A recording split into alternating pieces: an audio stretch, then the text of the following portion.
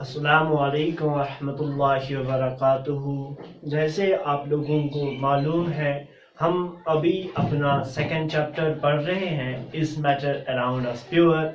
उसमें हमने पढ़ा कि what is a pure substance. हमने प्योर सब्सटेंस के बारे में पढ़ा। हम प्योर सब्सटेंस किसको बोलते हैं, और जो साइंटिस्ट्स है वो प्योर सब्सटेंस किसको बोलते हैं, उसके बारे में हमने पहले ही पढ़ा है। अगर किसी ने वो लेक्चर्स अभी नहीं देखे हैं, वो जाके मेरे चैनल पे जाके उन लेक्चर्स को एक एक करके देखेगा।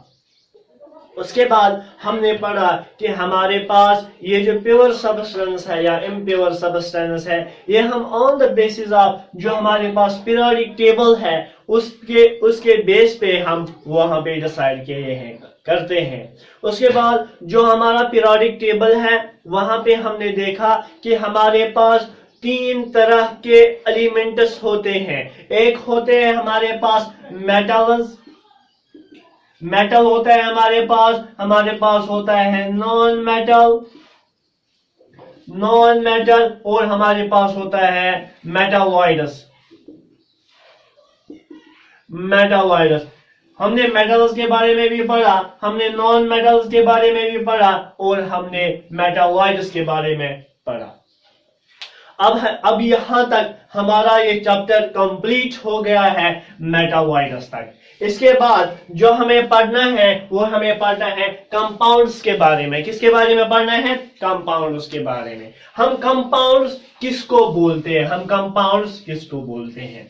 अगर मैं आपको प्योर सब्सटेंस की डेफिनेशन याद दिला दूं तो हमने प्योर सब्सटेंस की डेफिनेशन यह पढ़ी थी। हम प्योर सब्सटेंस खाली उस सब्सटेंस को बोल सकते हैं जो खाली एक ही टाइप के एलिमेंट से बना हो या एक ही टाइप्स के कॉन्स्टिट्यूएंट पार्टिकल से बना हो। अगर हमारे पास साल्ट है, हम साल्ट की बात नहीं करेंगे, हम करेंगे सोडियम की बात। सोडियम हमारे पास एलिमेंट है। ये जो एलिमेंट सोडियम है, इसमें खाली एक ही तरह के एलिमेंट्स होने चाहिए। इसमें खाली एक ही तरह के या एक ही टाइप के एलिमेंट्स होने चाहिए। इसमें खाली सोडियम होना चाहिए। जब बहुत सारे ये एटम्स मिलते हैं, ये हमारे पास बनाता है एक एलिमेंट। क्या बनाता है? एक एलिमेंट। और हमारे पास ये सोडियम एलिमेंट है, क्योंकि ये सोडियम एलिमेंट ये प्योर है। ये इसीलिए प्योर है क्योंकि ये खाली सोडियम के ही एटम से बना है। इसीलिए हमने इस सोडियम को बोला कि ये प्योर सब्सटेंस है। अगर हमारे पास वाटर है, हमारे पास इसमें वाटर है H2O। वाटर की केमिकल फार्मूला हमारे पास होती है H2O। क्या होती है हमारे पास? H2O। इसका मतलब इसमें खाली वाटर ही है। अब ये वाटर हमने अभी तक बोला कि जो खाली एक ही तरह के एलिमेंट से बना होता है उसको हम बोलते हैं प्योर सब्सटेंस। अगर हम ये वाटर देखेंगे, ये वाटर तो 2 तरह के एलिमेंट से बनता है। इसमें हाइड्रोजन भी होता है, इसमें ऑक्सीजन भी होता है। इसमें हाइड्रोजन भी होता है तो इसमें ऑक्सीजन भी होता है। बट फिर भी जो साइंटिस्ट्स है वो इस वाटर को बोलते हैं ये प्योर सब्सटेंस है। ये कैसे पॉसिबल है? क्योंकि हमारे दिमाग में यही क्वेश्चन आएगा जब हम पहली बार इस वाटर मॉलिक्यूल को देखेंगे तो हमें दिखेगा हमने तो प्योर सब्सटेंस की डेफिनेशन ये पढ़ी थी कि जो खाली एक ही तरह के एटम से या कॉन्स्टिट्यूएंट पार्टिकल से बना होता है। तो उसको हम बोलते हैं प्योर सब्सटेंस। बट ये जो वाटर है हमारे पास, ये जो वाटर है हमारे पास, इसमें तो दो तरह के एलिमेंट्स है। तो ये कैसे साइंटिस्टों ने इस वाटर को किस तरह प्योर सब्सटेंस बोला? तो हम भी साइंटिस्ट बनते हैं, ऐसा हमें खाली यही ख्याल आता है चलो हम भी साइंटिस्ट बनते हैं। शायद उन साइंटिस्टों ने यहाँ पे गलती की है, बट ऐसी कोई बात नहीं है। उन्होंने सोच समझ के इस प्योर सब्सटेंस की डेफिनेशन बोली है। अब ये जो वाटर मॉलिक्यूल है, ये जो वाटर है, ये किस तरह प्योर सब्सटेंस है? क्योंकि ये जो वाटर है ये हमारे पास एक कंपाउंड है। क्या है? एक कंपाउंड। अगर हम H2 लेंगे, उसको मिलाएंगे O2 के साथ, तो हमारे पास मिलेगा H2O। तो इसका मतलब क्या है? आप इसको बाद में बैलेंस भी कर सकते हो। इसका मतलब क्या है? हमने हाइड्रोजन को लिया और हाइड्रोजन और ऑक्सीजन को जब मिलाया तो हमें मिला वहां पे वाटर H2O। इसका मतलब अगर हम इस हाइड्रोजन की अलग से प्रॉपर्टी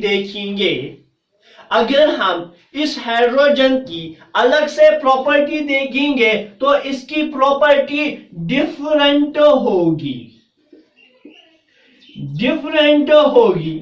अगर हम इस ऑक्सीजन की प्रॉपर्टी अलग से देखेंगे या अलग से इनको एनालाइज करेंगे तो इनकी प्रॉपर्टी डिफरेंट होगी। और जो हाइड्रोजन इस वाटर में प्रेजेंट है, जो ऑक्सीजन इस वाटर मॉलिक्यूल में प्रेजेंट है, इनकी प्रॉपर्टी इन दो से डिफरेंट होगी। इनकी प्रॉपर्टी यहां पे जब ये मिल गए तब इनकी प्रॉपर्टी डिफरेंट होगी। क्या होगी? डिफरेंट। इसका मतलब जब है हाइड्रोजन इस ऑक्सीजन के साथ मिला, इनकी प्रॉपर्टी चेंज हो गई। क्या होगी? चेंज होगी। इन्होंने एक सिंगल मॉलिक्यूल बना लिया, इन्होंने खाली एक सिंगल मॉलिक्यूल बना लिया, जिसकी प्रॉपर्टी इस मॉलिक्यूल की प्रॉपर्टी इस एलिमेंट से या इस एटम से डिफरेंट है, इसकी तो कुछ अलग ही प्रॉपर्टी है, इसकी तो कुछ अलग ही प्रॉपर्टी है। अब जो ये वाटर है ये अब एक ही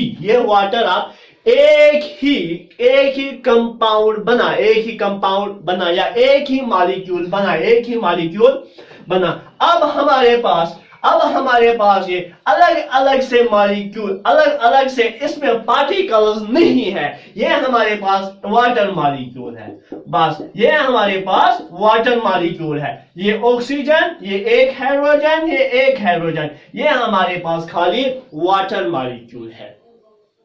अगर हम इस पानी को अब देखेंगे, इस वाटर को अब देखेंगे या इस वाटर को अब देखेंगे, हमें खाली इसमें यही वाटर मॉलिक्यूल ही मिलेंगे। इसमें हमें NaCl का मॉलिक्यूल नहीं मिलेगा, इसमें हमें KCl का मॉलिक्यूल नहीं मिलेगा, इसमें हमें I2 का मॉलिक्यूल नहीं मिलेगा, इसमें हमें C12, H12, O11 का मॉलिक्यूल नहीं मिलेगा। इस वाटर में हमें खाली एक ही तरह का मॉलिक्यूल मिला। इसीलिए साइंटिस्टों ने जब देखा कि इसमें तो खाली वाटर का ही मॉलिक्यूल प्रेजेंट है, तभी उन्होंने इसको बोला ये प्योर सब्सटेंस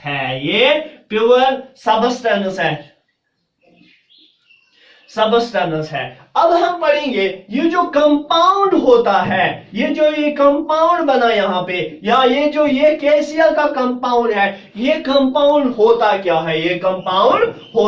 है? कंपाउंड, अगर हम कंपाउंड की डेफिनेशन देखेंगे तो हम कंपाउंड किसको बोलते हैं? Compound is defined as the pure substance. ये जो कंपाउंड होता है ये एक प्योर सबस्टेंस होता है। कौन प्योर सबस्टेंस होता है? ये जो ये कंपाउंड होता है, मेड अप ऑफ टू और मोर एलिमेंट्स केमिकली। ये जो एलिमेंट्स ये एक, दो या दो से ज्यादा एलिमेंट से बनके मिलके बनता है chemically combined together in the proportion of mass. इनकी जो प्रोपोर्शनलिटी होती है इन द फॉर्म ऑफ मास वो इक्वल होती है। इसका मतलब ये केमिकली कंबाइन करता है, ये फिजिकली कंबाइन नहीं करता है। वहां पे केमिकली कंबाइनर का मतलब वहां पे केमिकल रिएक्शन होती है, वहां पे केमिकल रिएक्शन होती है। तभी हमारे पास जब ये दो एलिमेंट्स मिलते हैं तो हमारे पास जो कंपाउंड मिलता है, हमारे पास ये जो कंपाउंड मिलता है, इसका मतलब ये जो रिएक्शन है यहाँ पे ये एक केमिकल रिएक्शन होगी। अब यहाँ पे ये बोलता है proportional of together in A proportion of mass. इसका मतलब इनकी जो मास का प्रोपोर्शनलिटी होती है, अगर हम इन एलिमेंटों के मास का रेशियो निकाले तो इनकी मास रेशियो सेम निकलेगी हर एक मॉलिक्यूल में। अगर हम वाटर का मॉलिक्यूल देखेंगे, इसमें हमारे पास हाइड्रोजन है, इसमें हमारे पास ऑक्सीजन भी है, इसमें हाइड्रोजन भी है, इसमें ऑक्सीजन भी है। अगर हम ऑक्सीजन का मास देखेंगे वो हमारे पास होता है 16 यूनिट। क्या होता है? 16 यूनिट। और अगर हम हाइड्रोजन का देखेंगे वो होता है हमारे पास 1 यूनिट। क्या होता है? 1 यूनिट। अब आप बोलते होंगे कि ये जो 16 है ये कहां से आएगा और ये जो 1 है ये कहां से आया? चूंकि आपके जो अगला टॉपिक है एटॉमिक स्ट्रक्चर, उसमें आप ये सब पढ़ोगे। तो अगर मैं आपको ये अभी बोलूंगा तो उस टाइम फिर से हमें वही पढ़ना है। तभी मैं आपको अभी यही बोलता हूं, ये 16 यूनिट है, ये 1 यूनिट है, क्योंकि हम ये अगला जो चैप्टर आने वाला है उसमें पढ़ने वाले हैं। ये जो 16 यूनिट है या 1 यूनिट है। चलो मैं थोड़ा बताता ही हूं। एटॉमिक मास जो होता है, एटॉमिक मास, अगर आपको एटम के नंबरिंग याद है, ये जो है ऑक्सीजन है इसका एटॉमिक नंबर 8 होता है। क्या होता है? 8। इसका मतलब इसको हमें 2 से इंटू करना होता है, क्योंकि वहां पे मास एटम में मास प्रोटॉन्स और इलेक्ट्रॉन्स की वजह से होता है। क्योंकि अब तो इनका मास तो बराबर होता है, अप्रोक्सीमेटली बराबर होता है, अप्रोक्सीमेटली पूरा बराबर नहीं होता है, अप्रोक्सीमेटली बराबर होता है। तभी हम अगर यहाँ पे इसका एटॉमिक नंबर 8 है, एटॉमिक नंबर का मतलब इसमें 8 प्रोटॉन्स है या इसमें 8 इलेक्ट्रॉन्स है। अब 8 प्रोटॉन्स का मास और 8 इलेक्ट्रॉन्स का मास, अब यहाँ पे 8 into 2 हम इसीलिए लिखते हैं 8 2s are 16, इसीलिए हमने यहाँ पे 16 यूनिट लिखा है। ये हम इन डिटेल पढ़ने वाले हैं अपने एटॉमिक स्ट्रक्चर में। यहाँ पे 16 यूनिट है, यहाँ पे 1 यूनिट है। अब ये हाइड्रोजन हमारे पास 2 है, ये हमारे पास 2 है, इसको 2 से इंटू हो जाएगा। ये जो ऑक्सीजन है ये हमारे पास 1 है, इसको 1 से इंटू हो जाएगा। ठीक, ये 2 1s are 2 is to 16 1s are 16, 2 is to 16 आ गया। अब इस रेशियो को सिंपल करने के लिए हम यहाँ पे इसकी कसर काटते हैं। 2 1s are 2, 2 8 are 16, 1:8, 1:8। अगर हम कोई भी वाटर मॉलिक्यूल लेंगे उसका ये प्रोपोर्शनलिटी बाय मास हमेशा 1:8 आना चाहिए। अगर ये कुछ गड़बड़ हो गया, हमें यहाँ पे 1 कुछ और निकला, 2 कुछ और निकला, मगर क्या वाटर मॉलिक्यूल का रेशियो, बस वाटर मॉलिक्यूल का रेशियो, अगर हमें इस रेशियो से कुछ डिफरेंट आ गया तो हम बोलेंगे ये जो वाटर है ये इम्प्योर है, अगर इनका रेशियो 1:8 आ गया तो हम बोलते हैं ये प्योर वाटर है या प्योर सबस्टेंस है। इस तरह जिस तरह इस वाटर कंपाउंड या वाटर मॉलिक्यूल का मास रेशियो है, इसी तरह जो भी हमारे पास कंपाउंड्स है उनका मास रेशियो अलग अलग होता है। वो आप जो आपके हायर क्लासेस है वहां पे पढ़ने वाले हैं। तो ये हो गई इस कंपाउंड की डेफिनेशन। हम पढ़ने वाले हैं इस कंपाउंड की प्रॉपर्टीज। जो इसकी पहली प्रॉपर्टी है वो है compound is always formed of same elements combined together in a fixed proportion.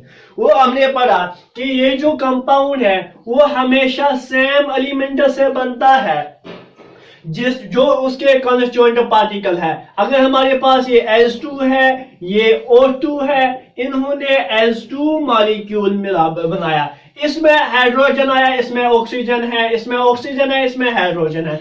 मतलब जो एलिमेंट्स हमने मिलाए हमें खाली वही एलिमेंट्स वहां पे मिले, हमें वहां पे हाइड्रोजन की जगह वहां पे सोडियम नहीं मिला, या ऑक्सीजन की जगह वहां पे हमें वहां पे आई नहीं मिला, आयोडीन नहीं मिला, हमें यहाँ पे सोडियम नहीं मिला।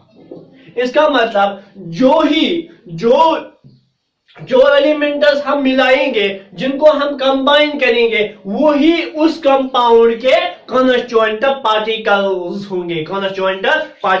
होंगे, उसमें कोई और एलिमेंट नहीं आएगा। दूसरी प्रॉपर्टी क्या है? A compound is formed as a result of a chemical change. Its properties are completely different from the constituents. इसका मतलब ये जो कंपाउंड है ये कैसे बनता है? अगर हमारे पास Na है हम और Cl है, जब हम इन दोनों को मिलाया तो हमें मिला NaCl, सोडियम क्लोराइड। हमने सोडियम को मिलाया, क्लोरीन को मिलाया तो हमें मिला सोडियम क्लोराइड, जिसको हम बोलते हैं common salt, rock salt, table salt. उसको इसके बहुत सारे नाम हैं। जो नमक हम अपने घर में यूज करते हैं उसका कॉमन नेम है कॉमन साल्ट, टेबल साल्ट या रॉक साल्ट।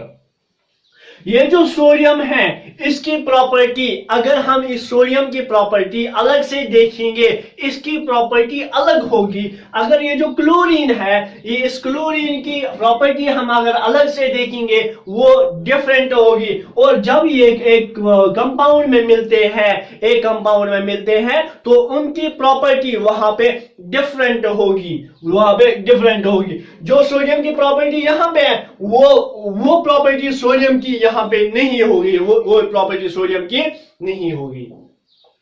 तो इनकी जो प्रॉपर्टी है ये चेंज होती है, और ये जो रिएक्शन होती है जिससे ये कंपाउंड बनता है इसको हम बोलते हैं केमिकल रिएक्शन हम इनको बोलते हैं, या हम इसको बोलते हैं केमिकल चेंज। क्या बोलते हैं? केमिकल चेंज बोलते हैं। क्या बोलते हैं हम इसको? केमिकल चेंज बोलते हैं। तो इसके बाद जो इसकी तीसरी प्रॉपर्टी है वो क्या है? A chemical compound can't be separated into its constituent by physical method like evaporation, filtration, distillation, etc. ये जो कंपाउंड अब हमारे पास बना, ये जो सोडियम क्लोराइड का कंपाउंड हमारे पास मिला, इनको हम फिजिकल फिजिकल मेथड से हम इनको सेपरेट नहीं करते हैं। ये जो सोडियम है या क्लोरीन है, इनको हम, सोडियम क्लोराइड है, इसको हम अलग नहीं कर सकते हैं। ये जो वाटर है इसको हम अलग नहीं कर सकते हैं। इनको हम केमिकल मेथड से अलग कर सकते हैं, बट जो फिजिकल मेथड है इनको हम फिजिकल मेथड से इनको डिफरेंट या अलग अलग नहीं करते हैं। हम इस वाटर को H2 और O2 में फिजिकल मेथड से नहीं कर सकते हैं। हम इवापोरेशन करके हाइड्रोजन और ऑक्सीजन को अलग नहीं कर सकते हैं। हम इसकी डिस्टिलेशन करके या इसकी फिल्ट्रेशन करके हाइड्रोजन को अलग नहीं निकाल सकते हैं और ऑक्सीजन को अलग नहीं निकाल सकते हैं। इसके लिए जो मेथड्स होते हैं हमारे पास, उनको हम बोलते हैं केमिकल मेथड्स। इनको हम केमिकली सेपरेट कर सकते हैं, बट इनको हम फिजिकली सेपरेट नहीं कर सकते हैं, सेपरेट नहीं कर सकते हैं। जो इसकी फोर्थ प्रॉपर्टी है वो है हमारे पास energy in the form of heat and light is absorbed और evolved when a chemical compound is formed. इसका मतलब जब भी कोई केमिकल कंपाउंड बनता है, जब भी कोई केमिकल कंपाउंड बनता है, वहां पे एनर्जी यूज होती है, वहां पे एनर्जी यूज होती है इन the form of heat and light, वहां पे एनर्जी यूज होती है इन the form of heat and light. या इसका मतलब ये जो एनर्जी है ये वहां पे या तो एब्जॉर्ब हो जाएगी या वहां पे इवॉल्व हो जाएगी, या वहां पे इवॉल्व हो जाएगी, या वहां पे ये एनर्जी एब्जॉर्ब हो जाएगी या वहां पे इवॉल्व हो जाएगी। इसका मतलब अगर हमें ए एलिमेंट है या ए एटम है, इसको हमने बी से मिलाया तो हमें मिला ए बी का कंपाउंड। अगर यहाँ पे एनर्जी हमने, ये तब तक नहीं बना जब तक हमने इसको एनर्जी दी, जब हमने इसको एनर्जी दी तभी ये कंपाउंड बना, तभी ये कंपाउंड बना। इसका मतलब इसने इस एनर्जी को एब्जॉर्ब किया। क्या किया? एब्जॉर्ब किया।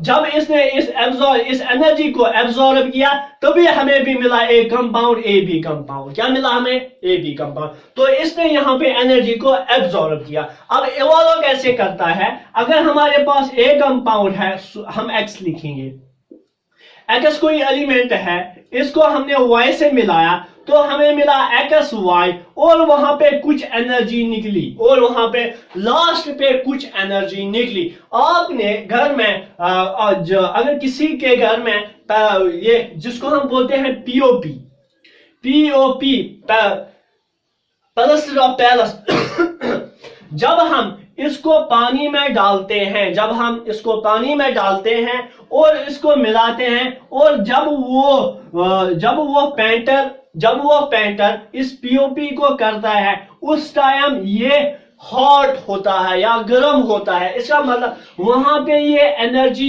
इवॉल्व हो गई है, वहां पे ये एनर्जी इवॉल्व हो गई है, वहां पे ये एनर्जी इवॉल्व हो गई है। ठीक, इसका मतलब उसके बाद जो हमारे पास फिफ्थ